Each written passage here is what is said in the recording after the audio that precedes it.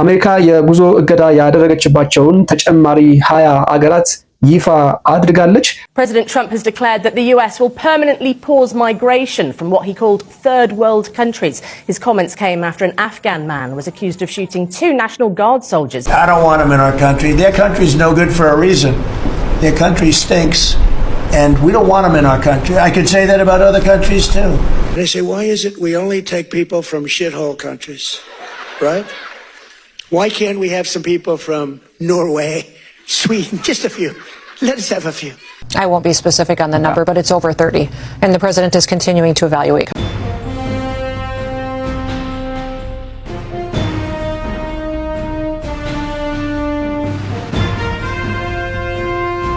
በዛሬው ዕለት የወጣው መረጃ እንደሚያመለክተው ከሆነ ከዚህ ቀደም የጉዞ እገዳ ከተደረገባቸው 19 ሀገራት በተጨማሪ 20 ሀገራት በጉዞ እገዳው ወይም ደግሞ በትራቭል ባን ውስጥ እንዳካተተች አሜሪካ አስታውቃለች።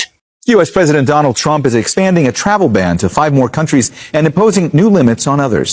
በቅርቡ እንደሚታወሰው የዲኤችኤስ ወይም ደግሞ የዲፓርትመንት ኦፍ ሆምላንድ ሴኩሪቲ ሴክሬታሪ የሆነችው ክሪስቲ ኖኤም ለአሜሪካ ስጋት ይሆናሉ ተብለው የታሰቡ ተጨማሪ አገራት በትራቭል ባን ውስጥ እንደሚካተቱ ይፋ አድርጋ ነበረ።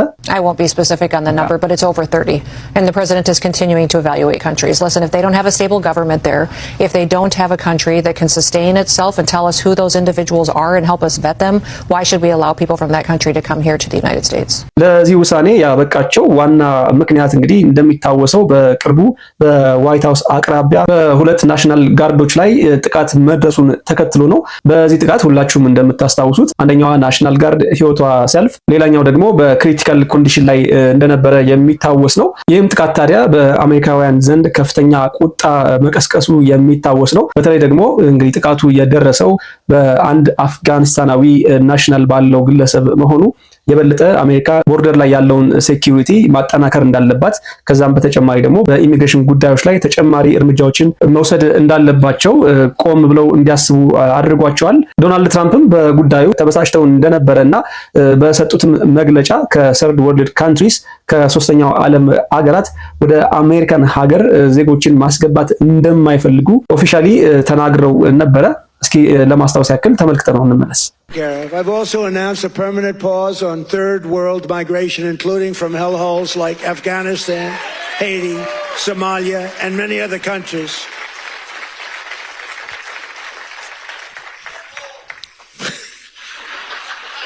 I didn't say shithole, you did.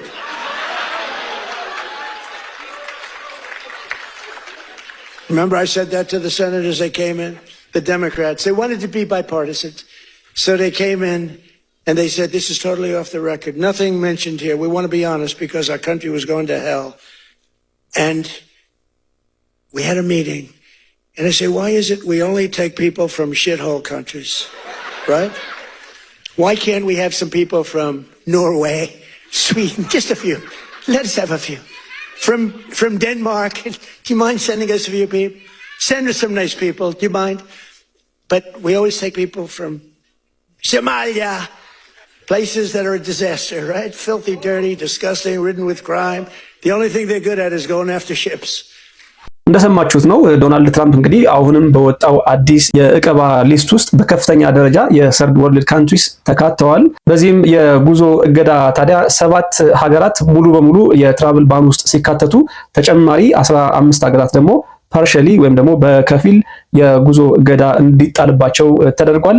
ይህንን የጉዞ እገዳ በተመለከተ ጥቂት የማይባሉ የዜና አውታሮች ኢትዮጵያ በትራቭል ባን ውስጥ በጉዞ እገዳ ውስጥ ልትካተት ትችላለች የሚል ፕሬዲክሽን ሲሰጡ ሰንብተዋል። ነገር ግን ኢትዮጵያ በዚህ የጉዞ እገዳ ውስጥ እንዳልተካተተች አዲስ የወጣው የትራቭል ባን ሊስት ያሳያል። ይህ ደግሞ ለኢትዮጵያውያን እጅግ በጣም አስደሳች መረጃ ነው። ብዙዎቻችሁ በጉጉት ሲጠብቁት የነበረ ጉዳይ ነው። ሆኖም በዚህ ሰዓት በወጣው አዲስ የጉዞ እገዳ ሊስት ውስጥ ኢትዮጵያ አልተካተተችም። እንኳን ደስ ያላችሁ።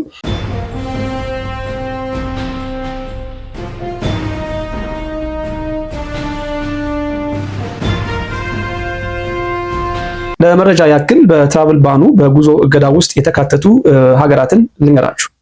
የመጀመሪያው እንግዲህ ሙሉ በሙሉ ባን የተደረጉ 5 ሀገራት ናቸው። ከዚህ ቀደም ፓርሻሊም ሆነ ፉሊ በትራቭል ባን ውስጥ ያልተካተቱ ያልነበሩ 5 አዳዲስ አገራት ቡርኪና ፋሶ፣ ማሊ፣ ኒጀር፣ ሳውዝ ሱዳን እና ሲሪያ ሆነዋል። ሌላኛው ደግሞ ከዚህ ቀደም በነበረው ከ19 አገራት ውስጥ ፓርሻሊ ወር ደግሞ በከፊል እገዳ ተጥሎባቸው ከነበሩ አገራት ውስጥ ወደ ፉል ባን ወይም ደግሞ ሙሉ በሙሉ ወደ እገዳው የተካተቱ 2 አገራት አሉ።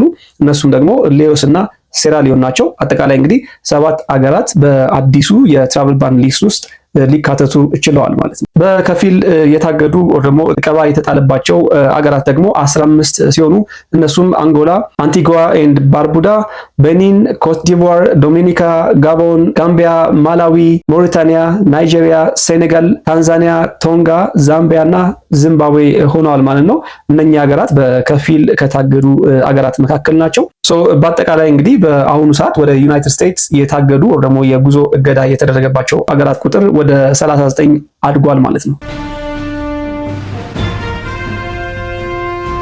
የፉል ትራቭል ባን እና የፓርሻል ትራቭል ባን ልዩነቱ ምንድን ነው? በጥቂቱ ለመመልከት ያክል እንግዲህ ፉል ትራቭል ባን ከሆነ ከነኚህ ሀገራት የሚመጡ በቱሪስትም ሊሆን ይችላል፣ በስቱደንትም ሊሆን ይችላል፣ እንዲሁም ደግሞ የኢሚግራንት ቪዛ ሙሉ በሙሉ የተከለከለ ይሆናል። ወደ ዩናይትድ ስቴትስ እንዳይገቡ ሙሉ በሙሉ ብሎክ የሚደረጉ ይሆናሉ ማለት ነው። ነገር ግን there are exceptions እንደ አንዳንድ ኤክሰፕሽኖች ሊሆኑ ይችላሉ። ምንም እንኳ ሙሉ በሙሉ የተከለከሉ ቢሆንም እነኛ ሀገራት በኤክሰፕሽን ወይም ደግሞ በአንዳንድ ስፔሻል ኬዝ ሊገቡ ወር ደግሞ ሊፈቀዱ የሚችሉባቸው ሁኔታዎች አሉ። እነሱም እንግዲህ ምናልባት የግሪን ካርድ ያላቸው ሰዎች ወደ ዩናይትድ ስቴትስ እንዲመለሱ የሚደረግበት ሁኔታ ይኖራል። ከዛ በተጨማሪ ዱዋል ናሽናሊቲ ያላቸው ምናልባት የተከለከለበት አገር ናሽናሊቲ ወር ደግሞ ዜግነትና የሌላ ደግሞ ያልተከለከለ አገር ናሽናሊቲ ካላቸው እነኚህ ሰዎች ሊገቡ የሚችሉበትም እድል ይኖራል። ከዛ በተጨማሪ ዲፕሎማት እና ቪዛ ዌቨር ካንትሪስ በስፔሻል ኬዝ ወደ ዩናይትድ ስቴትስ ሊገቡ የሚችሉባቸው እድሎች ይኖራሉ። ፓርሻሊ የተከለከሉ ሀገራት ከፉሊ ባንድ ከሆኑ ሀገራት የሚለያቸው ምንድን ነው? አንዳንድ የስቱደንት ቪዛ፣ የወርክ ቪዛ እና የፋሚሊ ቪዛዎች ሊፈቀዱ የሚችሉበት እድል በመኖሩ ምክንያት ነው። ነገር ግን ስቲል ከነኚህ ሀገራት ወደ ዩናይትድ ስቴትስ የሚገቡ ዜጎች ከፍተኛ መጉላላት እና ቬቲንግ ሊጠብቃቸው ይችላል። ምናልባት ትራቭል ሲያደርጉም እንግዲህ ከፍተኛ የሆነ የዲሌይ ወር ደግሞ መዘግየት ሊገጥማቸውም እንደሚችል ከዚህ ቀደም የነበሩ ኤክስፔሪየንሶች ያሳያሉ። ኤኒዌይስ በጉጉት የኢትዮጵያን ጉዳይ ስትጠብቁ የነበራችሁ ምናልባት በዚህ የትራቭል ባን ውስጥ ትካተት ይሆናል የሚል ስጋት የነበራችሁ ሰዎች በሙሉ እንኳን ደስ ያላችሁ። ትራቭል ባኑ ኢትዮጵያን የማያካትት ሆኗል ማለት ነው። ለዛሬ ያስኩላችሁ መረጃ ይህንን ይመስላል። አብራችሁኝ ስለቆያችሁ እጅግ አድርጌ ያመሰግናለሁ። እንደተለመደው ቪዲዮውን ላይክ ማድረግ እንዳይረሳ። አዲስ ሆናችሁ የምትከታተሉ ሰብስክራይብ በማድረግ የሳም ዩቲዩብ ቻናል ቤተሰብ እንዲሆኑ ግብዣይ ነው። Nice to